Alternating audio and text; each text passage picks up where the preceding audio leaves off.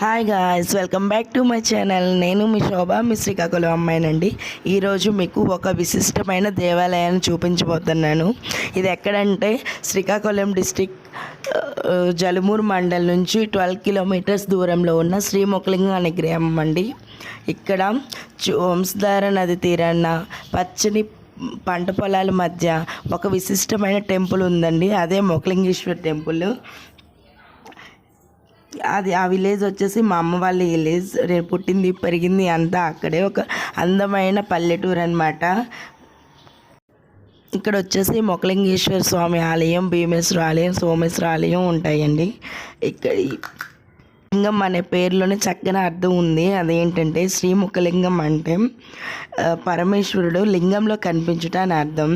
దేవాలయంలో గోపురం చాలా అంటే చాలా ఎత్తుగా ఉంటుంది. ఇక్కడ విశిష్ట ఏంటంటే కాశీలో లింగం, గంగలో స్నానం, శ్రీశైలం శిబిరం, శ్రీముఖలింగంలో ముఖలింగేశ్వర స్వామి దర్శనం. ఇక్కడ గుళ్ళోకి మనం ప్రవేశించగానే పెద్ద నంది ఉంటుంది. నందిని దర్శనం చేసుకొని లోపలికి ఎంటర్ అయిన వెంటనే కుడివైపు, ఈ ఆలయానికి కుడివైపు అనమాట, ఈశ్వర ముఖంతో ఉన్న ఒక శివలింగం ఉంటుంది. అది వచ్చేసి కుబేరుడు ప్రతిష్ఠించాడు. ఒకవేళ మనం వెళ్ళేటప్పటికి టైమింగ్స్ అయిపోయి టెంపుల్ కానీ మనకి క్లోజ్ చేసి ఉంటే మనం అదే కుబేరుడు ప్రతిష్ఠించిన లింగాన్ని మనం దర్శనం చేసుకొని వస్తుంటే గర్భాలయంలో ఉన్న మొక్కలింగేశ్వరుని దర్శనం చేసుకున్నట్టే. ఇక్కడ అదేవిధంగా ఆలయానికి 4 వైపులా దిక్పాలకుల చేత ప్రతిష్టపడిన శివలింగాలు దర్శనమిస్తూ ఉంటాయండి. అవి ఎవరెవరి చేత ప్రతిష్ఠించబడ్డాయి అంటే దేవేంద్రుడు, వర్ణుడు, అగ్నిదేవుడు, యమధర్మరాజు, కుబేరుడు, నైరుతి అండ్ వాయుదేవుడిచే ప్రతిష్ఠించబడి ఉంటుంది. అదేవిధంగా ఇక్కడ ఈ ఆలయంలోన మనకి విఘ్నేశుడు వివిధ రూపాల్లో చూడొచ్చు మనం. ఒక చోట ఏమో సాక్షి గణపతిగా, అదేవిధంగా ఒకే పీఠంపై ఇద్దరు డుండి విఘ్నేశ్వరులుగా మనకి దర్శనమిస్తూ ఉంటారు విఘ్నేశ్వరుడు. అదేవిధంగా ప్రధాన ఆలయానికి అంటే గర్భగుడికి వెనక వైపు మనకి సుబ్రహ్మణ్య స్వామి దర్శనమిస్తూ ఉంటారు. అదేవిధంగా ఆలయానికి ఉత్తర ముఖంలో పార్వతీ అమ్మవారు, వారాహి అమ్మవారుగా మనకి దర్శనమిస్తూ ఉంటారు.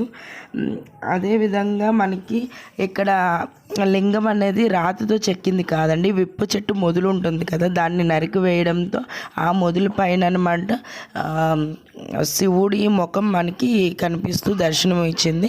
అదేవిధంగా ఆ మొదలు మనకి లింగం రూపంలో దర్శనమిస్తుంది ముఖంతో. అందుకే ముఖలింగేశ్వరుడిగా ఇక్కడ ప్రతిష్ఠ చెందింది. అదేవిధంగా విప్ప చెట్టుని సంస్కృతంలో మధుకం అంటారు. అందువల్ల ఈ టెంపుల్కి ఇంకొక పేరు మధుకేశ్వర స్వామి ఆలయం అని కూడా అంటూ ఉంటారు. అదేవిధంగా ఇక్కడ ఆలయంలో మట్టి గోళం ఒకటి ఉంటుంది. ఆ మట్టి గోళం విశిష్టత ఏంటంటే కొమ్మరివాడు అతనికి పిల్లలు లేక ఆ ముఖలింగేశ్వర స్వామి టెంపుల్కి వచ్చి మొక్కుకుంటాడనమాట. నాకు కానీ పిల్లలు కలిగినట్టయితే పెద్ద మట్టి గోళాన్ని నీకు బహుమతిగా ఇస్తాను అనేసి మొక్కుకొని వెళ్ళిన తర్వాత ఆయనకి పిల్లలు పుడతారు. సో అతను ఒక పెద్ద మట్టి గోళాన్ని తయారు చేసి తీసుకువచ్చి ఆలయంలో ఇవ్వడానికని తీసుకొస్తారు. అది ఆలయం లోపలికి వెళ్ళాక గర్భగుడిలోకి పట్టదనమాట. అప్పుడు ఆ కుమ్మరివాడు అక్కడే ఉండి మొక్కలింగేశ్వరికి దండం పెట్టుకొని ఈ గోళాన్ని ఇస్తానని మొక్కుకున్నాను, తీసుకొచ్చాను, దీన్ని ఎలాగైనా లోపలికి తీసుకువెళ్లాల్సిన బాధ్యత నీదే తండ్రి అని మొక్కుకొని వెళ్ళిపోతాడనమాట. అప్పుడు ఆ గోళం అనేది మొక్కలింగేశ్వరుడి లింగం వెనక్కి, గర్భగుడిలో లింగం వెనక్కి వెళ్ళిపోతుందనమాట. తెల్లవారుజామున వచ్చి చూసేటప్పటికి అది లింగం వెనకాల ఉంటుంది.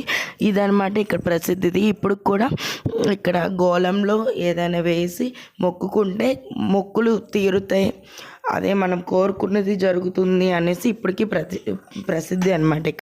అదేవిధంగా ఇక్కడ నిత్య పూజలతో పాటు కొన్ని ప్రత్యేకమైన పూజలను కూడా సోమవారం అందుకుంటూ ఉంటారు.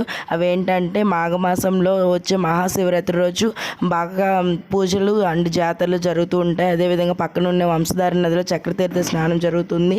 అదేవిధంగా కార్తీక మాసంలో వచ్చే కార్తీక సోమవారాలు, కార్తీక పౌర్ణమి అండ్ జ్వాలతో అన్నం, నంది వాహన తిరువీధి అండ్ ఆశ్వీజంలో నవరాత్రులు, అదే జ్యేష్ఠ మాసంలో వచ్చే జ్యేష్ఠ శుద్ధ ఏకాదశి రోజు స్వామివారి కళ్యాణం, శ్రావణ మాసంలో వరలక్ష్మి వ్రతం, ఇలాంటివన్నీ అమ్మవారి సమక్షంలో జరుగుతూ ఉంటాయి.